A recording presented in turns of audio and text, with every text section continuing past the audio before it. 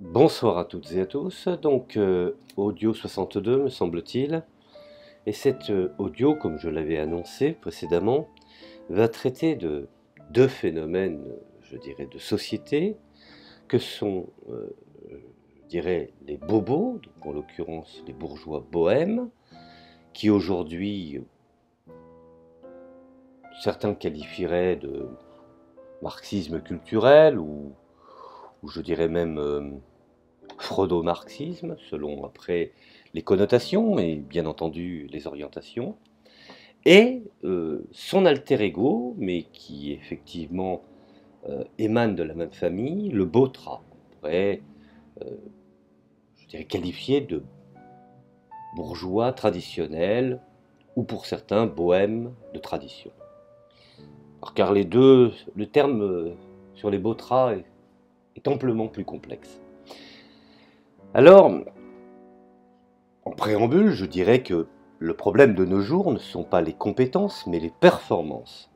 Et c'est en cela que finalement la société a changé. Alors, pour rentrer dans le vif du sujet, qu'est-ce que la gauche bobo?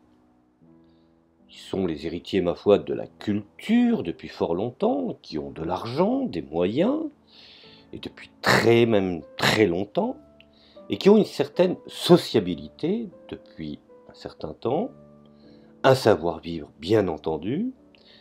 Ils sont naïfs dans l'aisance, et à la rencontre des réfugiés, ma foi, comme on pourrait le statuer aujourd'hui dans l'actualité, ils ont de la compassion, mais soyons réalistes. Ils sont incapables de faire le détour de connaissances qui permettraient de comprendre ce qu'il se passe en matière de droit international, de la notion complexe d'une guerre, les fondements et les fonctionnements d'une économie. Si effectivement le système français peut accepter des millions d'individus venus d'ailleurs, le bobo ne se pose absolument pas cette question. Ou non, plutôt, il a des réponses que fournit le bon sens commun de l'univers bobo. Un univers bobo qui, de toute façon, ses références sont les contacts avec les écrivains, des globetrotters, je dirais, des savants exotiques, en mal d'identité, de l'humanitaire bourgeois, plus soucieux du dernier prix du Goncourt ou du cercle interallié dans le monde du journalisme à travers, je dirais, du milieu feutré, par le biais de la bien-pensance, qui du reste constitue ces connaissances assez superficielles. N'en doutons pas. Le super bobo, qui arrive à concilier la boboïtude et l'héritage culturel hérité de mai 68, pour ne parler que de celui-ci, et le vrai travail de la performance, il faut préciser que beaucoup de bobos possèdent l'héritage culturel. Ils ont même des espèces de compétences floues liées à leur milieu social, mais n'ont pas la performance qui est requise dans le domaine aujourd'hui de l'économie de marché et de la gestion, je dirais, en espèce, de la globalisation économique. Et c'est ce qui caractérise leur nature et leur identité finalement au fond de bobo. A l'inverse, s'ils possédaient la performance, ils seraient passés au stade de Bautra. Alors le Bautra peut être qualifié de deux façons, le bourgeois traditionnel ou je dirais le bourgeois bohème de tradition.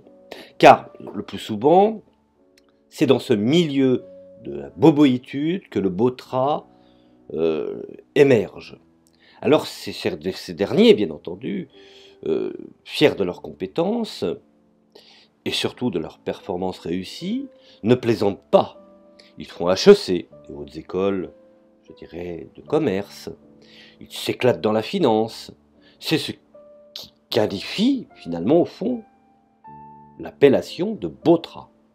Ensuite, nous avons le bobo incapable de faire HEC, qui s'est replié sur la fac en désespoir de cause, effectuant un peu de sociaux, un peu d'éco, qui souhaitent trouver un job dans les ressources humaines et qui considèrent que tout cela concourt à la coolitude.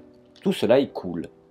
Alors nous constatons également que dans, je dirais, ce milieu, la junte féminine n'est pas en reste.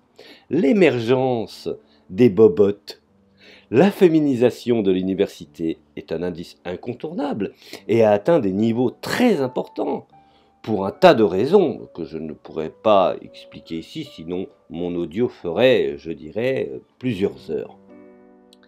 Mais beaucoup d'hommes sont perdus dans le système scolaire. Nous observons une proportion supérieure de la représentation des filles dans le milieu universitaire, et c'est tant mieux, ma foi, par rapport aux garçons, bien entendu. En tout état de cause, le système universitaire français est géré. Il s'agit de payer des profs, pour le ministère, bien entendu, avoir des locaux, et mettre des flux d'élèves. C'est ensuite de la responsabilité de l'individu de trouver de bons locaux, de bons profs. Le botrat est à l'argent ce que le bobo est à la culture des cercles intellectuels gravitant autour du pouvoir. Le botrat a réussi tous les critères, il possède l'héritage culturel et la performance lui permettant d'accéder aux grandes écoles. Comme le bobo n'a pas les performances pour y accéder, et ben ma foi, bien qu'ayant l'héritage culturel, il se rend à la fac et conspue la sélection. Quelle horreur, la sélection! Puisqu'il a été sélectionné négativement et par voie de conséquence, et n'a pas daigné rentrer dans la course ou dans la compétition, ce sont les botrats qui dominent le jeu. Ce ne sont pas les bobos c'est bon pour Alain Soral, qui les dénonce, ma foi, mais qui fait énormément d'erreurs. Les bobos, c'est les nuits debout. Merde, on n'a pas la banlieue avec nous. Allez, dodo, bobo.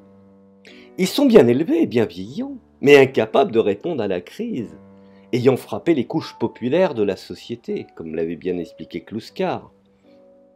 Le botrat se moque des enfants des ouvriers ou des étrangers.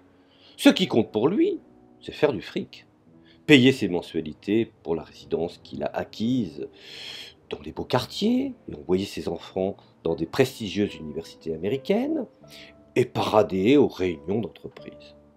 Ils n'ont pas le temps. Ils n'ont absolument pas le temps de se poser des questions sur l'existentialisme que le bobo se pose. Ils bossent.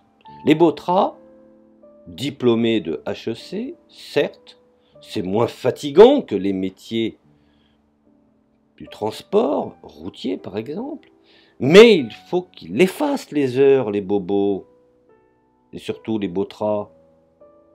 Tant pour moi. Pouvoir, le stress, la compréhension des psychologies pour bien faire tenir les gens, ce n'est pas donné à n'importe qui.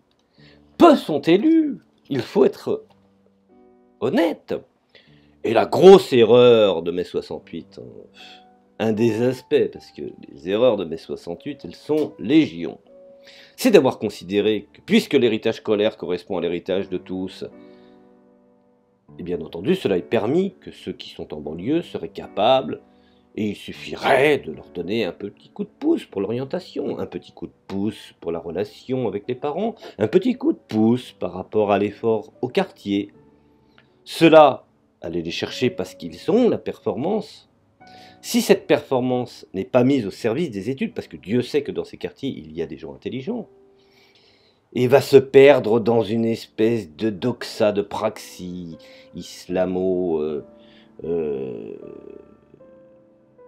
des abîmes du romantisme, ou dans le rap, ou dans le banditisme, ou dans le trafic, ou dans l'ennui. Je dois avouer qu'après observation, que l'intelligence gâchée ou pervertie, au final, au fond, on ne gagne rien. Et nous sommes tous perdants dans l'histoire, car appartenant à la même nation. Et je sais ô combien, dans ces quartiers, qu'il y a des individus très intelligents, dont l'école a été un échec et dont l'intelligence a été placée, voire mise au service, de mauvaises causes contre-productives. Ce sont finalement, au fond, une autre classe qu'on pourrait qualifier de botrats de la délinquance. car quand ils réussissent, ils savent acheter effectivement des avocats. Quand ils font partie des mafias, ils connaissent bien le droit.